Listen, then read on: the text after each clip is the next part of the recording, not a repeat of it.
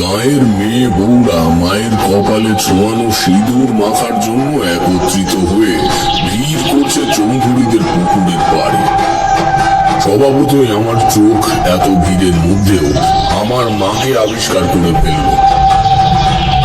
অবশ্যই সেটাও হলো মায়ের অনুসন্ধিৎসু চোখ দেখে।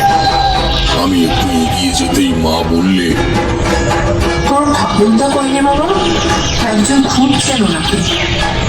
আমি বললাম আমি খুঁজে দেখছি বলে আমি ঠাকুরদাকে খুঁজতে বেরিয়ে পড়লাম। তাকে পাওয়া গেল বাণিজ্য মশাইয়ের বৈঠক ঘরে। তোমাদের আগেই তো বলেছি আমার ঠাকুরদা বেজায় রাজভারী লোক ছিলেন।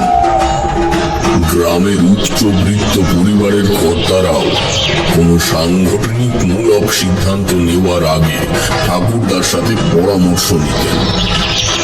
আমায় দেখে ঠাকুরদা বললেন, কিরে দাদু, তুই বিসর্জন ঝেড়ে এখানে এলি যে?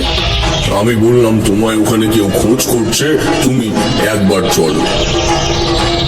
বাণিজ্য মশাই বললেন, তাহলে ওই কথাই রইল,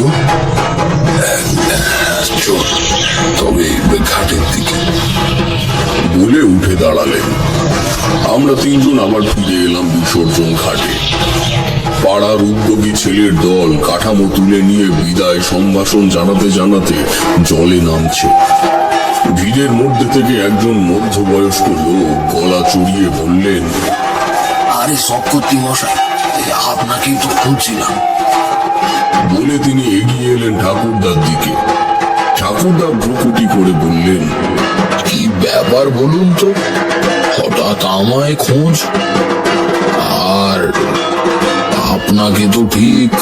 আমার নাম নির্মল কুণ্ডু, পাশের ময়নাকাশি গ্রামে আমার বাড়ি।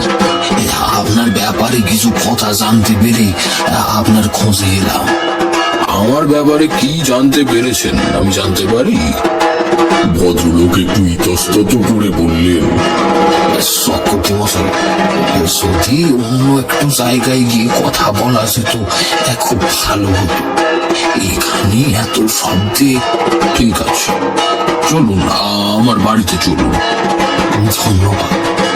ততক্ষণে মায়ের চিন্ময়ী মূর্তি জলমগ্ন করা হয়েছে। এখানে বলে রাখি, পাড়াগাঁয়ের ছেলেরা বিসর্জনের পর ডাঙায় দাঁড়িয়ে থাকা লোকেদের গায়ে জল কাদা ছুঁড়ে মারত, তাদেরকেও পুকুরে নামানোর অছিলায়। সে এক বিরাট হুলস্থুল বেঁধে যেত সেই মুহূর্তে।